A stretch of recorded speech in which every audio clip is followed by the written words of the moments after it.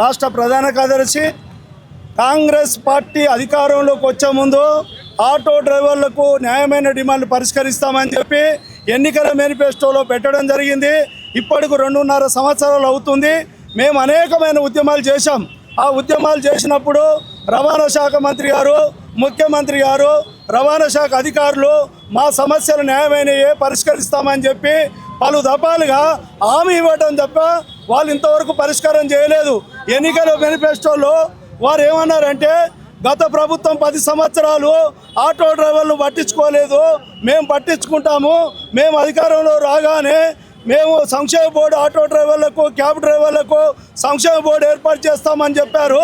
గత 13 సంవత్సరాలుగా పెంచని ఆటో ఛార్జీలు పెంచుతామన్నారు. ఆంధ్రప్రదేశ్ ఉమ్మడి రాష్ట్రంలో ఏదైతే అక్కడి ప్రభుత్వాలు 15,000 ఇస్తుందో ఆటో డ్రైవర్లకు, ఈ ప్రభుత్వం అధికారంలో రాగానే సంవత్సరానికి 12,000 ఇస్తామని చెప్పారు.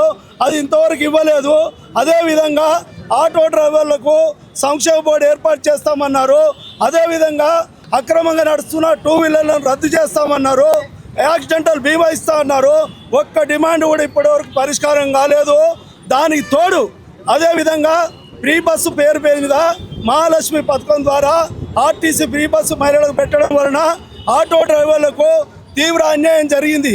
ఆ సందర్భంగా ప్రభుత్వము మేము వెంటనే ఆటో డ్రైవర్లు ఆదుకుంటామని చెప్పి అనేక దఫాలుగా చెప్పింది తప్ప ఇప్పటి వరకు ఎలాంటి సహాయం చేయలేదు, ఆదుకోలేదు. కాబట్టి మేము ఈరోజు శాంతియుతంగా ఏఐటీసీ నాయకత్వాన రాష్ట్ర వ్యాప్తంగా అన్ని ఆర్టీఐ కార్యాలయాల ముందు ఆందోళన చేస్తున్నాము.